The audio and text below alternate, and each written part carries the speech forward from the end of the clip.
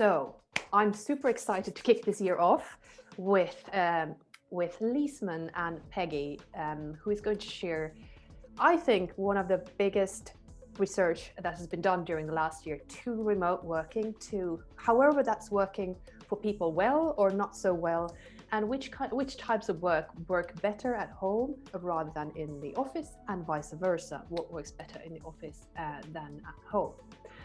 And what I think is very interesting is that we all have our own lens. So all of us have our personal experience, what this year has been about. And as Agile HR professionals, we should try to step away from our own lens and really try to look at evidence and data about our employees, our managers, our organization. What's going on? How can I find out more? How can I build support, services, product, and help the organization to get along and to deliver that value out to the end clients without me just looking at it from my own lens. So that's something that we're keeping in mind today. So I would like to welcome our amazing guest, Peggy Rote. And Peggy is a long-term friend of mine who's been working globally and doing research in workplace. How would I say that? In workplaces and how to work. Activity-based work has been one of your passions. And I'll let you introduce yourself first, and then I'll just say a couple of words about myself, and then we'll kick off. Go ahead, Peggy. Yes, thank you, Irina. Amazing to be here today. So thanks for the invite and for having me on this this meetup. So as Irina mentioned, my name is Peggy. I'm Chief Insights and Research Officer at Liesman. And I imagine for many of you, Liesman is perhaps not familiar territory. So in a nutshell, what we do is just one thing. We measure the experience that people have of the places where they work.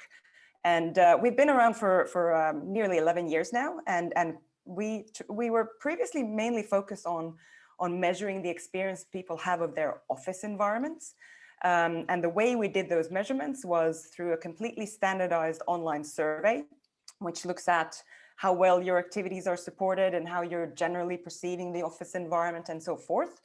We've collected quite a lot of data on that standardized survey. So up until the end of last year, we're up at about 800,000 responses to that one standardized survey from across the globe.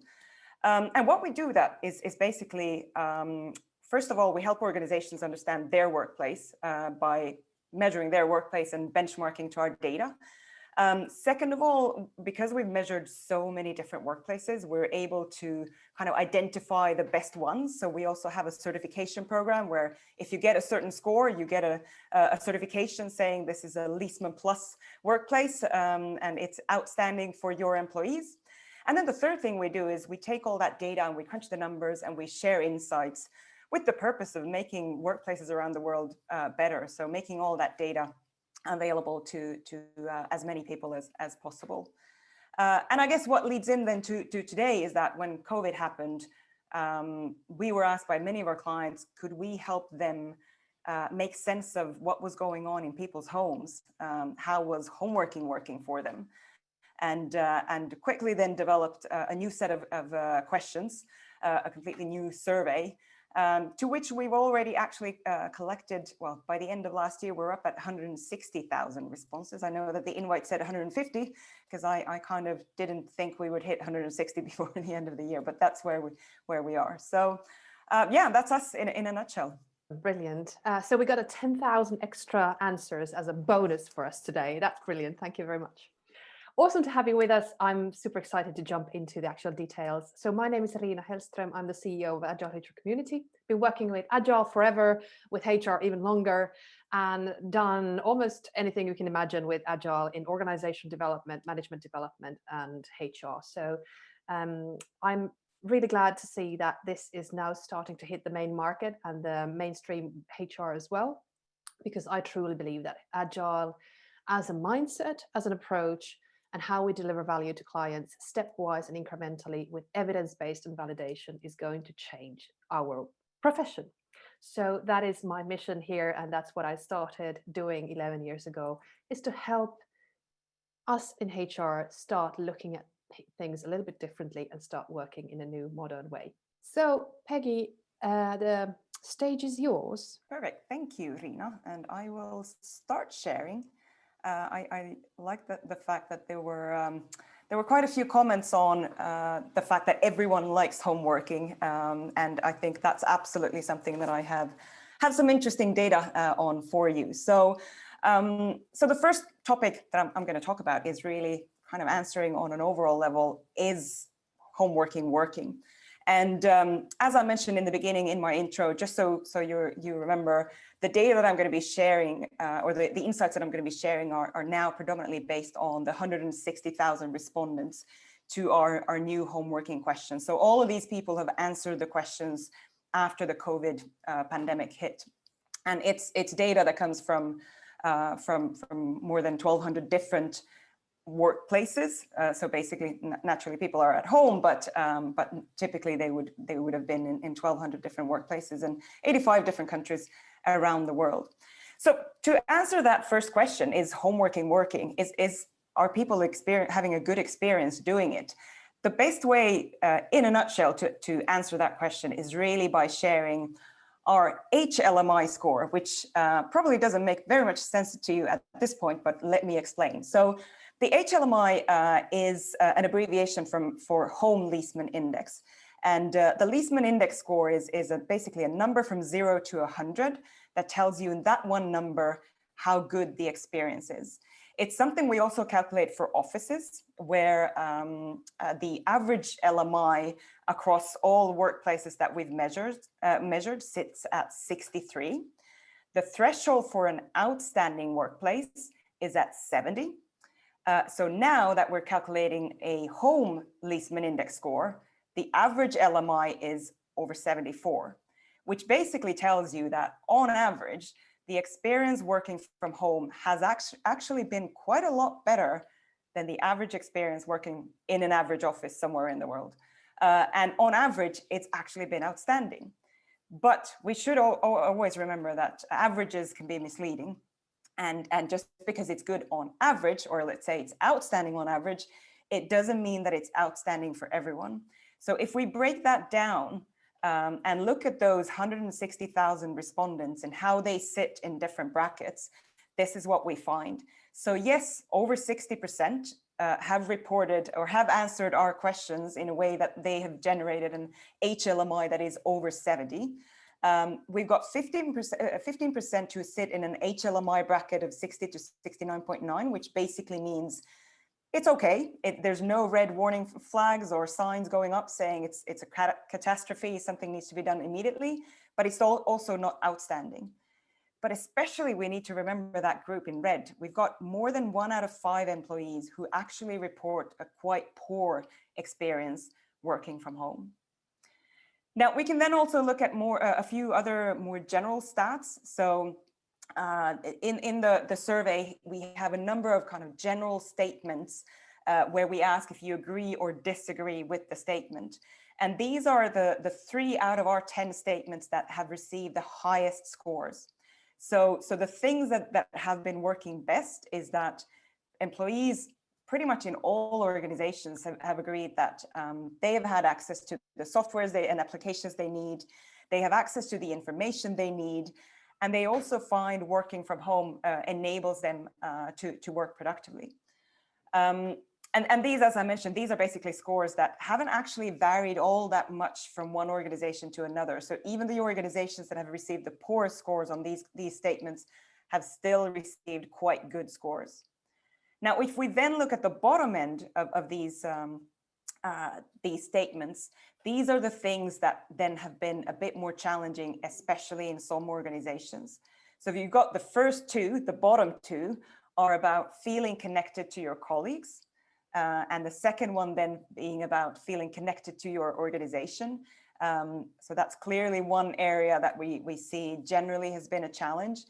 Some organizations have succeeded better in it, but especially in some organizations, we see quite poor results in this. And then also about being able to maintain a healthy work-life balance.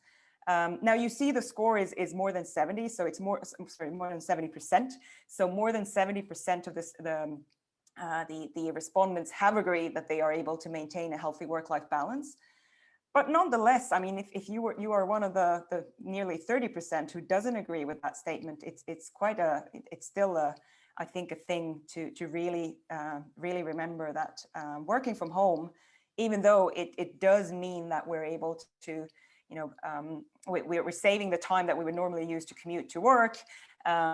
It does have its downsides, and we clearly see that for some employees, it may actually be a bit more difficult to balance the work-life balance and switch off at some point when the day comes to its end. So this was just a few first stats. I'll stop my sharing and turn over to Rina. Any thoughts, immediate thoughts on that? From a HR professional or a leader perspective, I think what we're seeing here is pretty important, because we have clearly two groups who are looking at things very differently.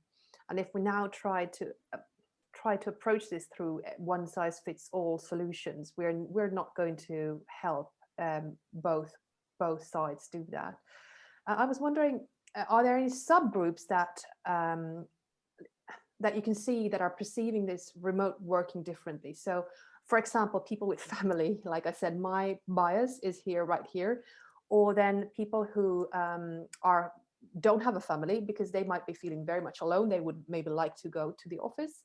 So are there any kind of, do you look into that kind of demographics, or what kind of subgroups can you see in your data?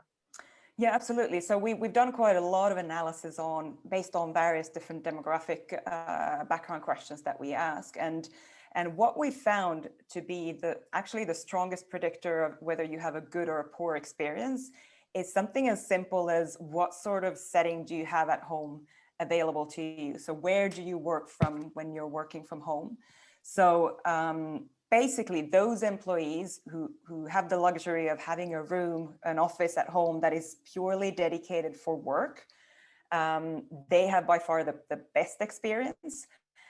Compared especially to the other extreme, those employees who do not have any sort of space that is dedicated for working. So they're sitting by, you know, the dining table or on the couch or wherever. And just to refer back to that HLMI, the difference between those two groups is over 10 points on the HLMI scale on average. So that's a huge influence in how well you find your work environment, with just absolutely. having that work environment and not doing that where you should. Yeah, okay. Absolutely. And one thing that I found really interesting is the question about being able to maintain a healthy work-life balance.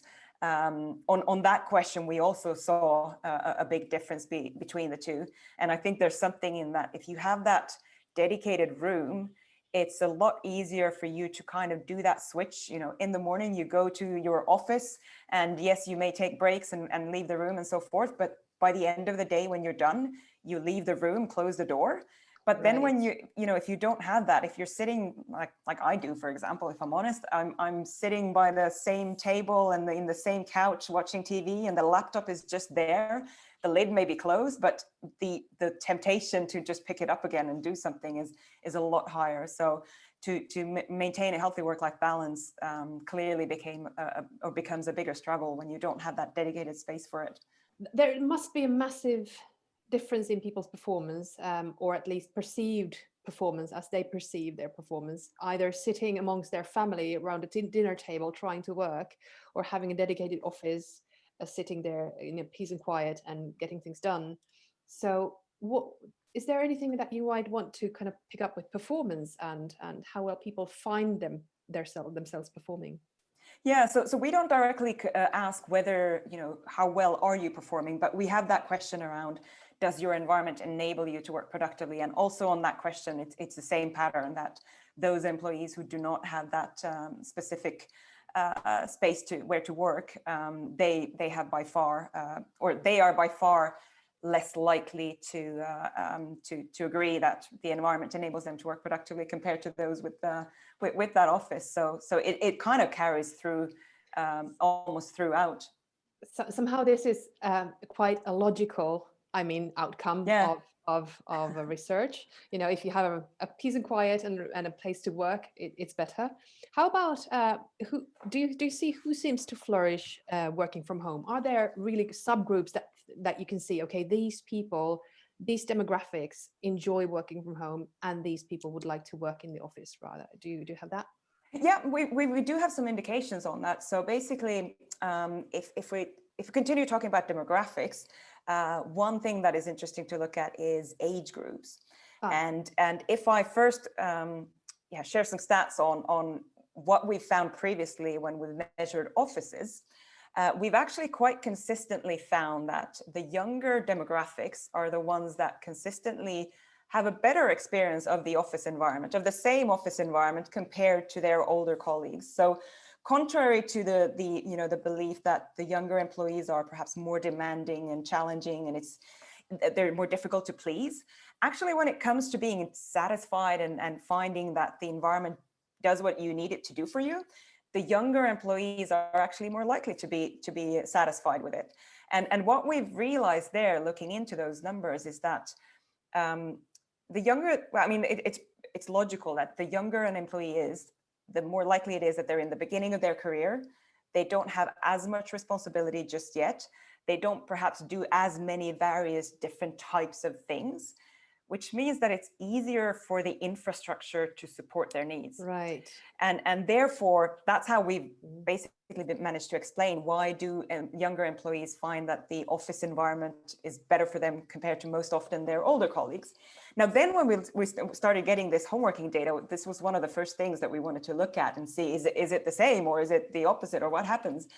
And there's a bit of a pattern there, which is actually the opposite. So the younger employees are the ones who are more likely to actually have, or they on average have a slightly poorer experience working from home compared to the older employees. But the difference there is not actually that significant. And I would explain it with two things.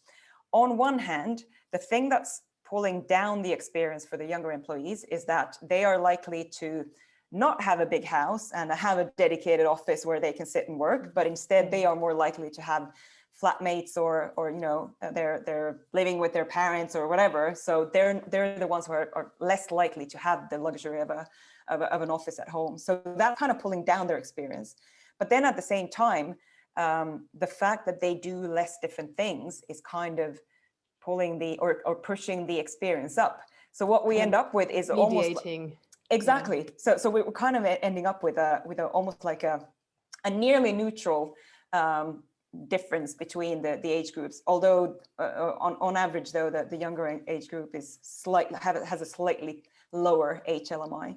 Okay. But that's on the demographics.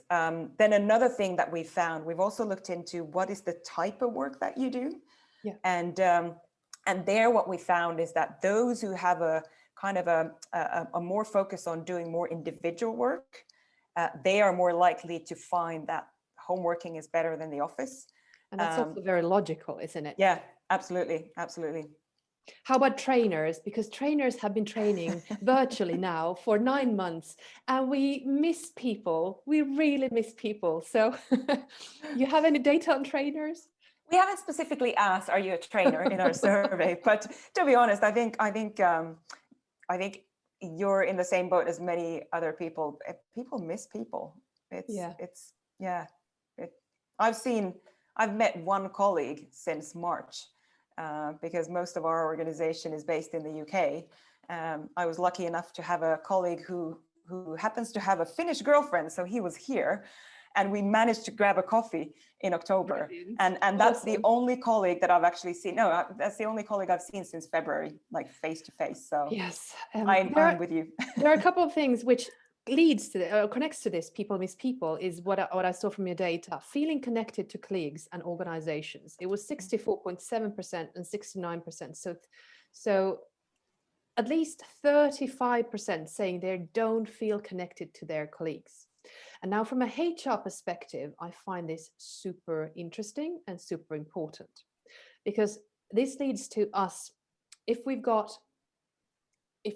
competing of talent, and 35% do not feel very connected to either us or our company, it's quite easy to poach those people out of our company or to be recruited outside. So how do we, do you have ideas, or maybe you can't? I know that Leesman is in a position where you don't give recommendations, you share data, but any ideas on how to, or what do you see there? Is there something that we can do to impact feeling connected to colleagues and or the organizations more? Can you see any patterns? I mean, what we see organizations doing is, I mean, especially I think in the beginning of the pandemic, there were all these ideas of like pub quizzes and you'd have like virtual happy hours or catch ups and things like that. What I tended to see is that there was a lot of it in the beginning and then it kind of faded out. And I think we just need to kind of keep thinking about new ways of engaging people, and it does require a lot from leadership when you know you actively have to reach out to check in on people and make sure that people are doing okay. But I think it's those small things that you can do to show that you're on people's minds. I actually think what you just said there is that to actively do something, not passively wait for people to contact you, but there is something active going on and a bit more personalized than one size fits all. We have another section that we talked about where we would go into what will remote only workplaces be missing out on? So if this is what we're looking at now, we are remote only in most workplaces. Some of us can go a bit to the office, I've heard, but remote only is the norm now. So what are we missing out on, you know, from a performance perspective, etc.? So can we go into that section? You've got some data about that, and then again chat a little bit about that. Awesome. Absolutely. So basically I've turned it around and basically looked at, well, if we were to, well, we are now, as Rena said, we are currently all working remotely.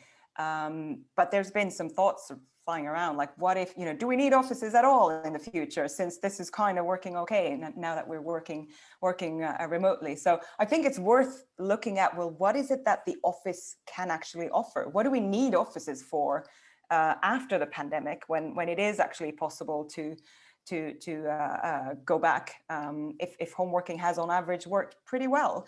So here I wanted to share some stats with you from our office database pre-COVID. So I've actually cut it back to end of 2019 to keep it fully pre-COVID.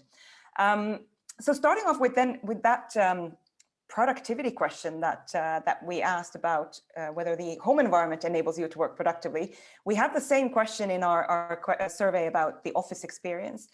And overall, across all the offices that we had measured pre-pandemic, 63% of employees said that my workplace enables me to work productively. And remember, this is though average. This is across basically all the offices that we've measured.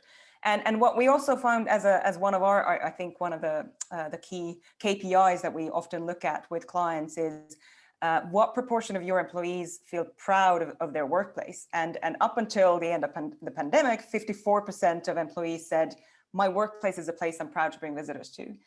Now, remembering though, this is across all the workplaces that we measured, and we've measured some really good ones, but we've also measured some really terrible ones. And this kind of represents the average workplace. But if we want to talk about what is really the art of the possible and what could a workplace and an office really offer an organization, we shouldn't be looking at our overall stats, because that represents the average workplace. So instead, I wanted to share just a few stats from those Leesman Plus workplaces that I mentioned. I mentioned in the beginning, we have this certification scheme, and we publish annually the list of all the workplaces that got that certification. So these stats will now be from across the best workplaces in 2019.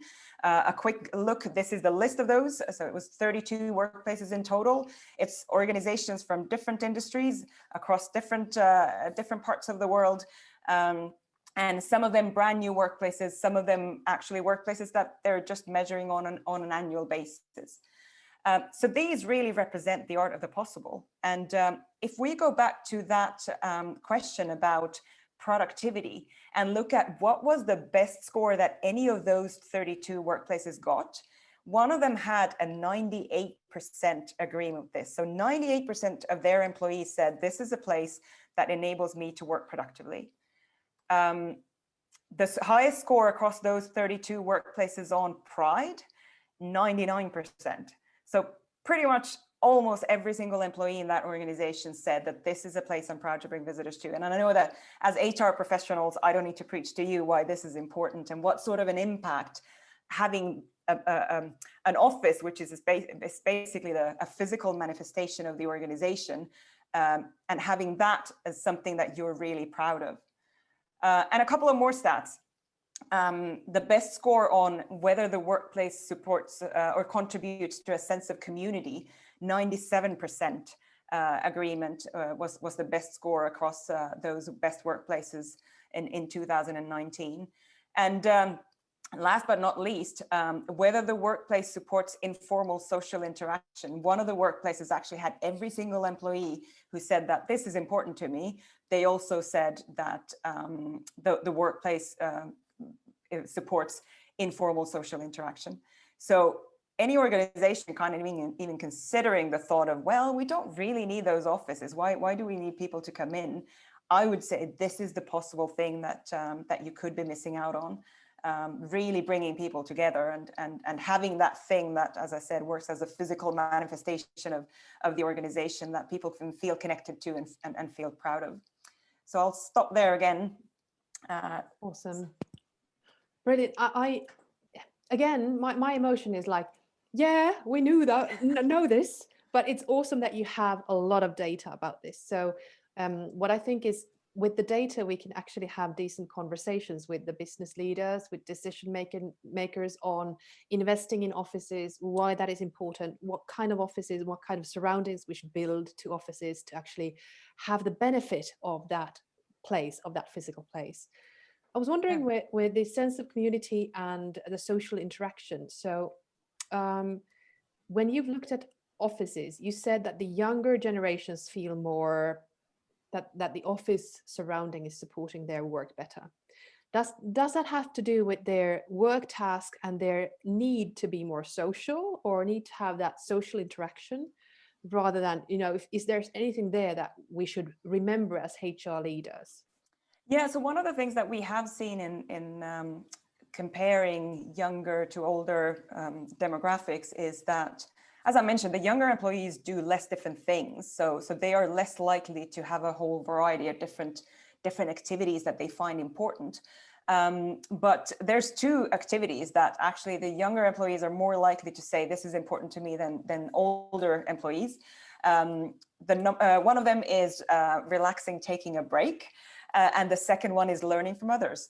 And I think both of those, I sometimes when we talk about the relaxing, taking a break activity, and we look at, well, what proportion of employees say that this is important, sometimes get met by a bit of a laughter. But I would say tying it back to well-being, relaxing, taking a break is important, but only about 50% of employees who answer our survey say that relaxing, taking a break is important. So I've almost gone on a bit of a mission of, every time I'm going through some results with a client and they have, 40% of your employees say relaxing, taking a break is important, I raised that and I said, every single person should say that it's important, because you can't do knowledge work for 8 hours straight and not relax and take a break. Your brain is going to be fried by the end of the day.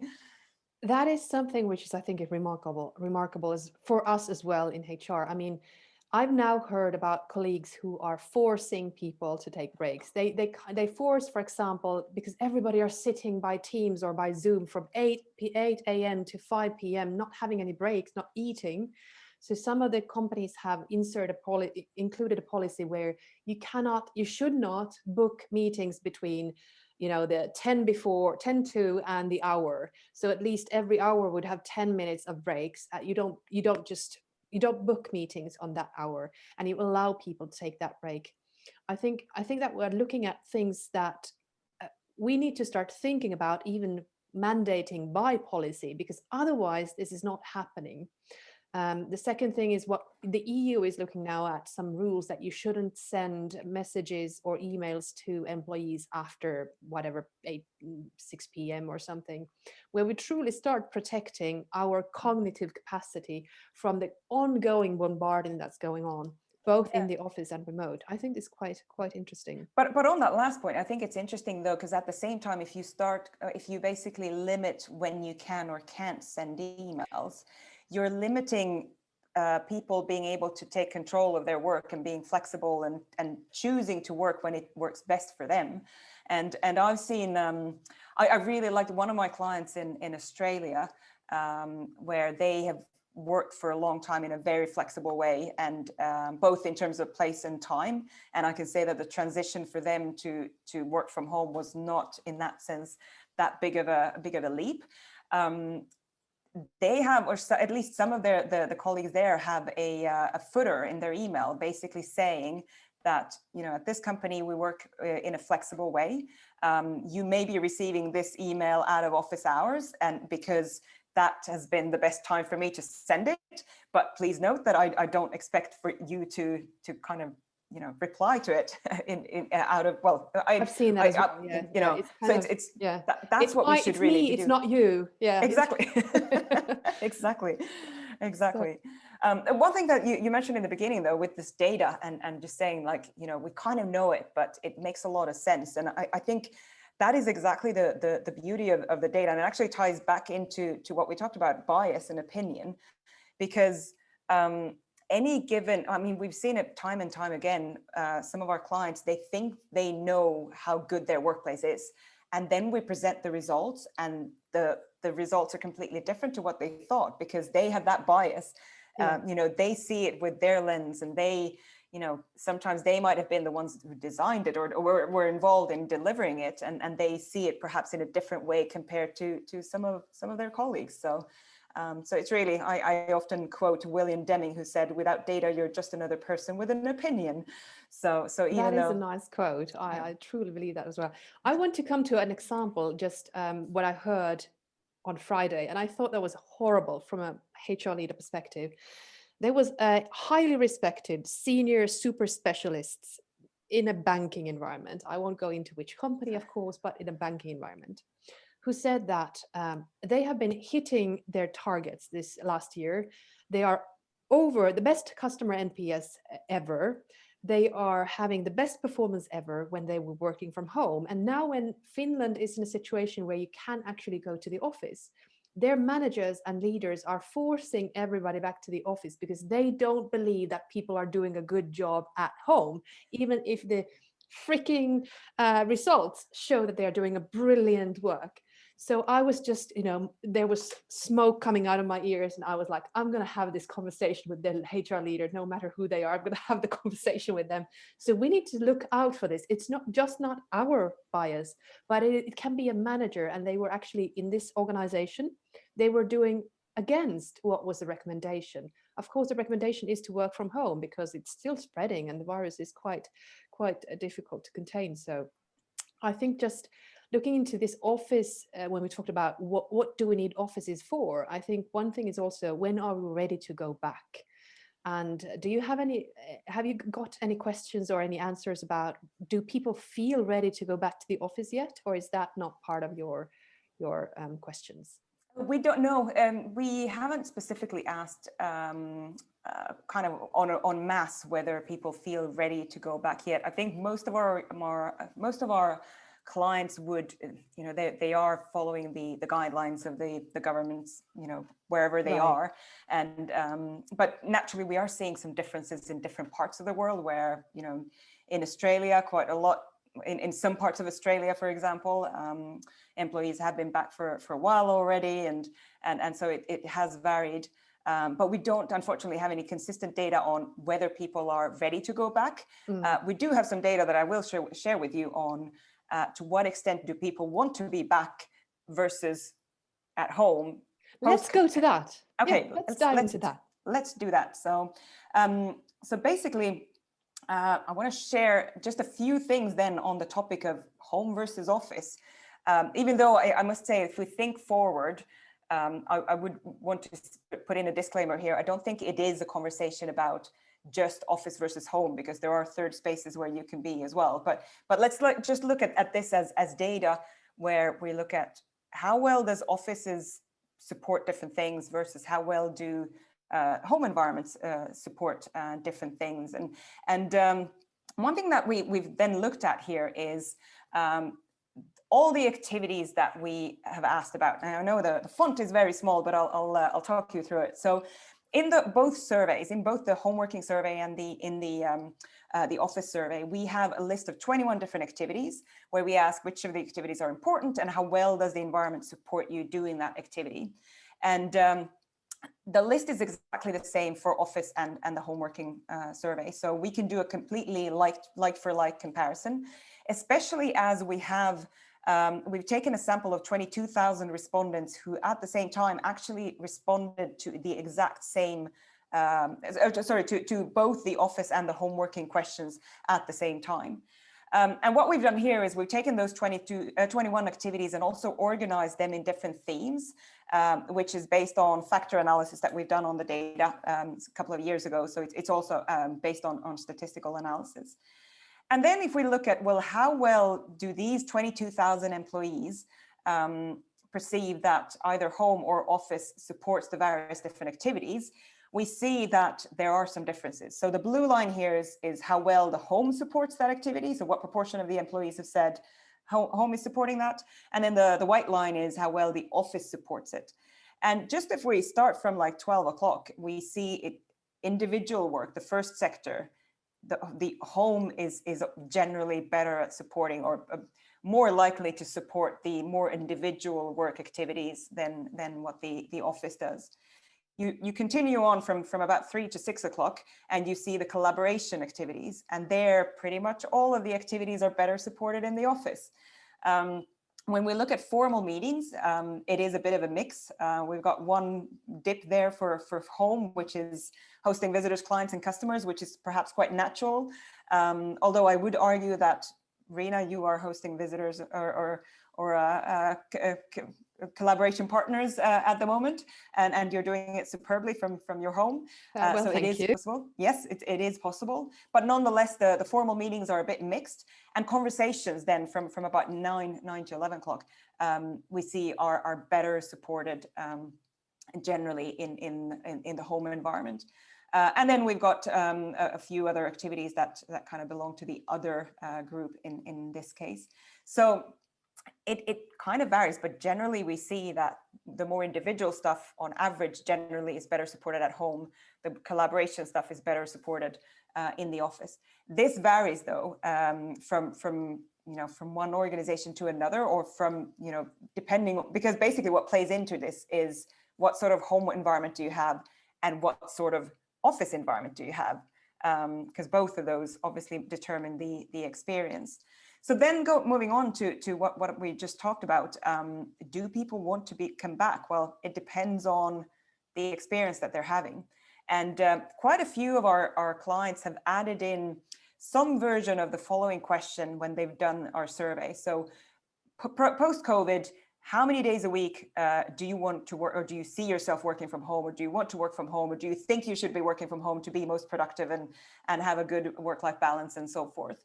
And usually the response options are something along these lines. So it ranges from never to always, and a few days there in between. And I want to share stats from one client who did the survey across multiple different offices. And we picked 3 of them. 3 where the office experience is very different. So building number 1 had an LMI on that LMI scale that sat nearly at 80. This means this is an outstanding office. Gives an outstanding experience to the employees. Building 2, also above 70, but slightly lower though than building 1. So still an outstanding workplace. And then building 3 with an LMI of below 56. That is an obstructor workplace. That is a workplace that is really not providing the employees with a good experience. And then when we look at how many days per week do these employees want to work from home post-COVID, just look at the first one.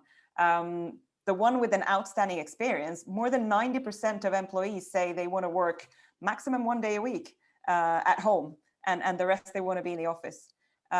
Compare that to the bottom one, where you have a really poor experience.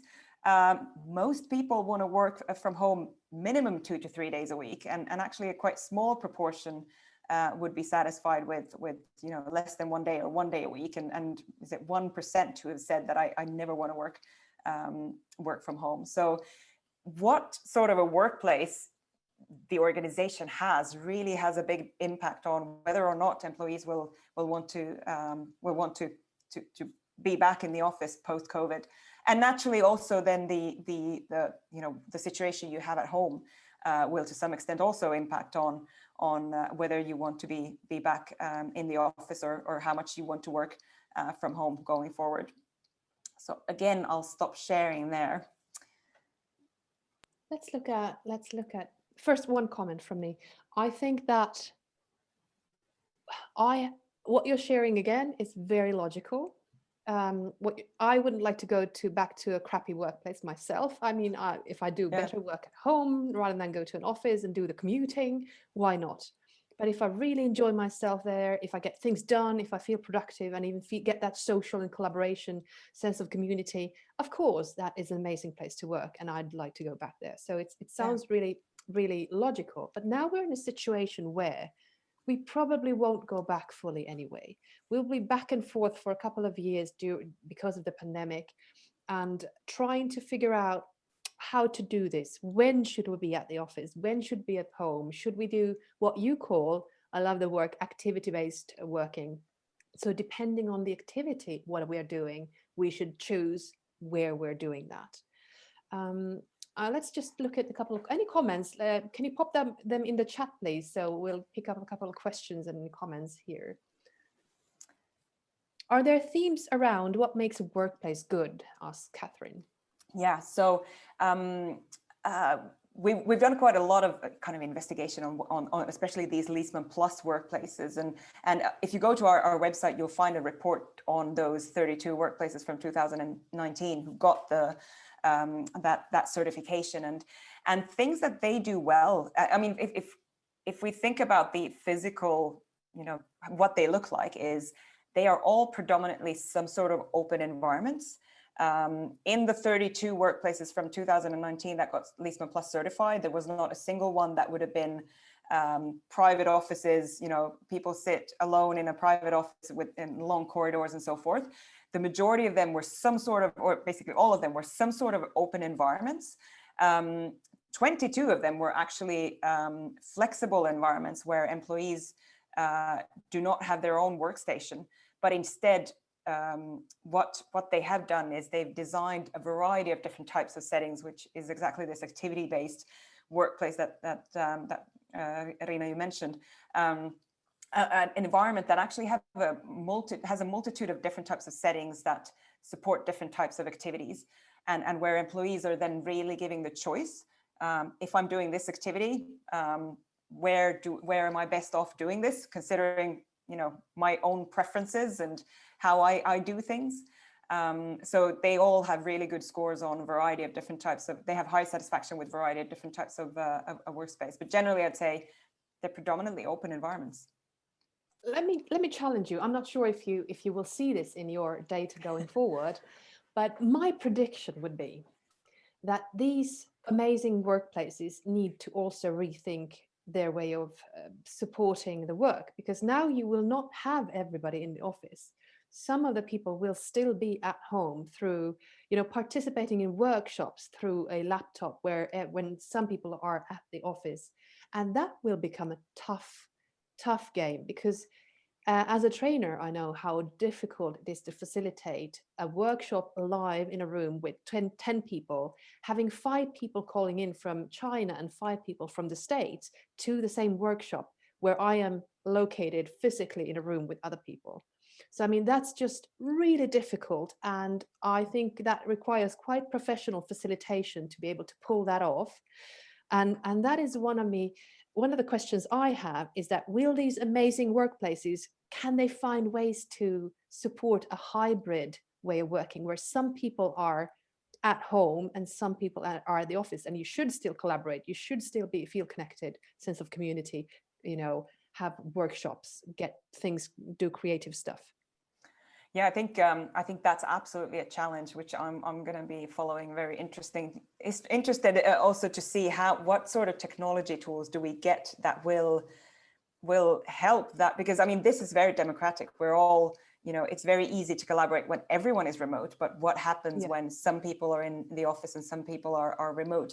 I do think though that these activity-based environments they have a better starting point. They are better equipped to support and to, I guess, get further developed into supporting perhaps a slightly different way of working in that office in the future. But I do think that even organizations who already have activity-based environments and had outstanding offices before, they may need to look into, well, what are the changes that we still need to make? Just a practical example, I think there's going to be a whole lot, well, as you said, there's going to be a whole lot more video conferencing also in the future compared to how much video conferencing there was before.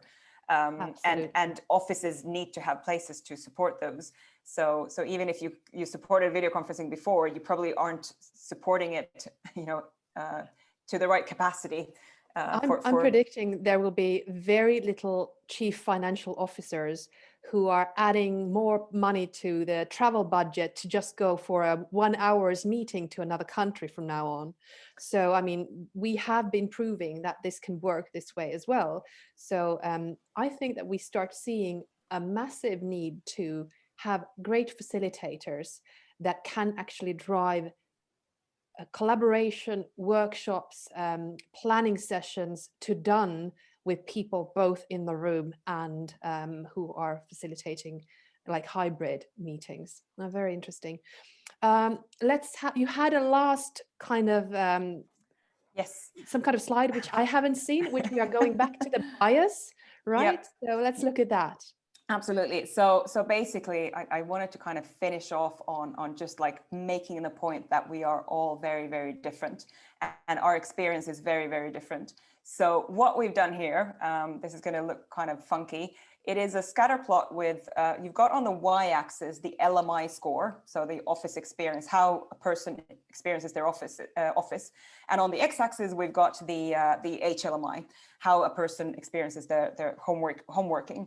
And what we did then was we plotted 22,000 dots on the chart to show how the 22,000 employees who have responded to all these questions, what their experience is. And it just shows that, I mean, the averages are averages, and basically we have people up in the top right corner. 38% of the respondents have reported an outstanding experience in the office, an outstanding experience working from home. But then if you look even where there are dots, there are people who have an outstanding experience, almost a perfect experience in the office, but their HLMI score, their homework experience is terrible. This just really shows that we're all very different, and this could look different for every organization. It could look different. We've seen even for individual organizations where it looks different for their HR department versus their IT department versus their sales organization versus some other people. So we are all really different. So not everyone is in the same boat. So that also means the actions kind of going forward is going to be different. So that was a crazy slide that I mentioned.